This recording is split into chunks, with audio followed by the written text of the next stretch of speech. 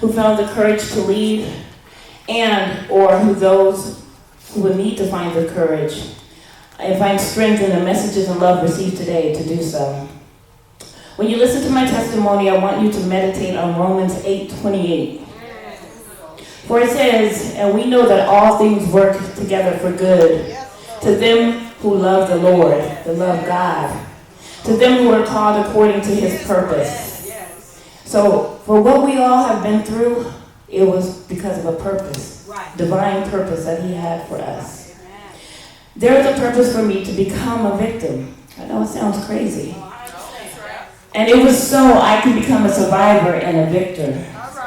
God used me and my experience to encourage, educate, and edify other women through their struggle.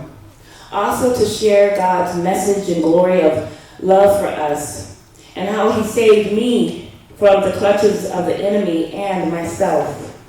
He is real and he will bring you out. Just call on him. Do you have tissue, anybody? I'm sorry. Thank you. All right, Lord, you got this. I find it difficult to condense my story of domestic violence because it encompassed emotional, financial, psychological, verbal, and physical abuse. Unlike most women who will share their story of survival, my experience only lasted 3 months. But let me tell you, those 3 short months felt like an eternity when every day I walked in the house from work not knowing if it was going to be my last, and feeling as if I was going to be thrown into a jail cell. Once I was in, I was not allowed to leave. Once I was in for the evening, as I was walking through that house, I was walking on eggshells. It all began when I gave up my apartment to move in with him, thinking I would not only have someone to be in my life, but I would also save money. All right, that's innovative. His invitation only 2 weeks after meeting him was so endearing as he handed me a key and I graciously accepted. Now, my abuser had numerous guns and a machete that stayed at the front door. So that should have been a sign. He was a former heroin addict, and at the time he had been living a life on methadone and other prescription drugs, and sometimes alcohol. I love the alcohol because that was I heard the testimony of other women who was expressing that they needed something to take them away from the pain and from feeling helpless, and alcohol was that for me.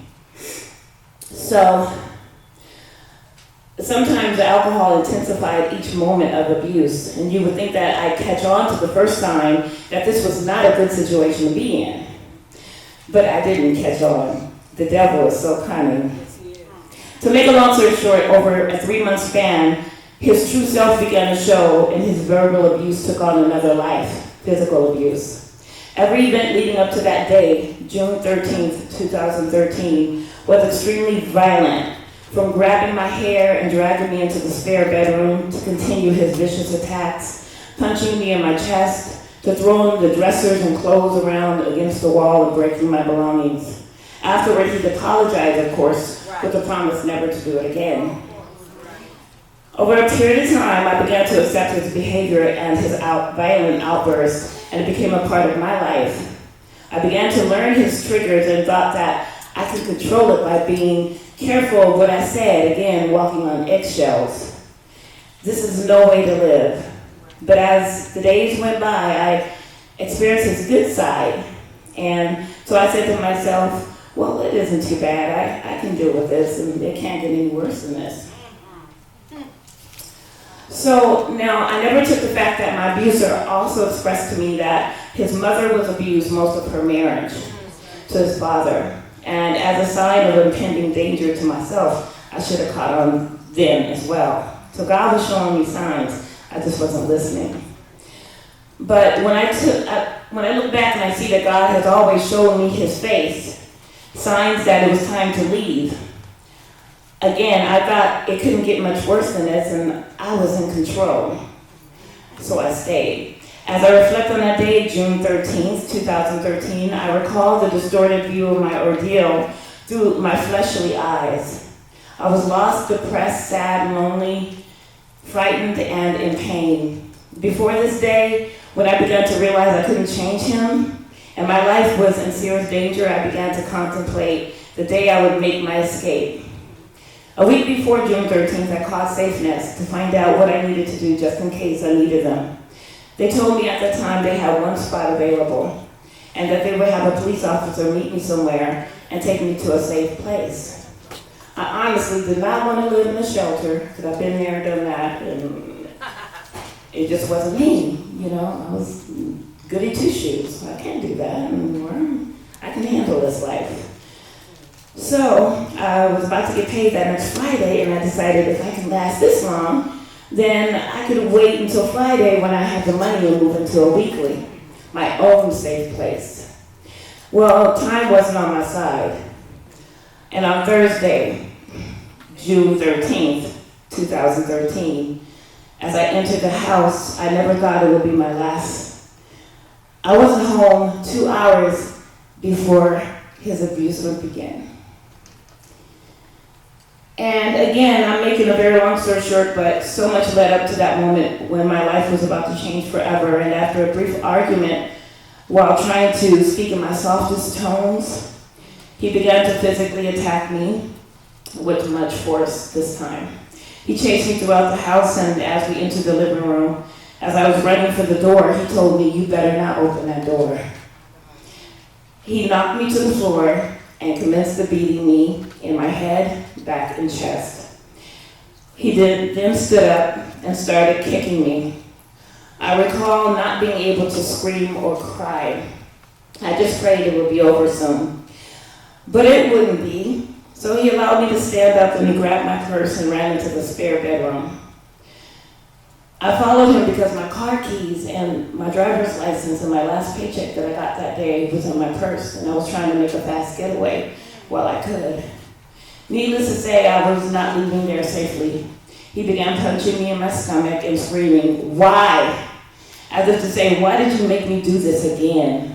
Suddenly he left the room and ran into our bedroom looking for the gun, which was a topic of conversation when I first arrived home that afternoon from work. He couldn't find it at first, but then recovered it somewhere in the living room. Pardon me. It was at that point that it wasn't about what I wanted and when I wanted it, but God's timing. All right. Something deep in my spirit yelled out, "Run." So I did, leaving my car keys, my purse, my paycheck, and everything I owned in the house. My time was nearly up, so I'll end with this. I ended up in the shade tree. Pardon me. I ended up in the shade tree, fearing for my life, not just from this man who bruised and battered me, but for myself. I became depressed and suicidal. I was placed in Valley Hospital and was kept there against my will because of my mental state of mind. And as I lay there in that hospital bed, I prayed to God because I realized then that I really didn't want to die after all.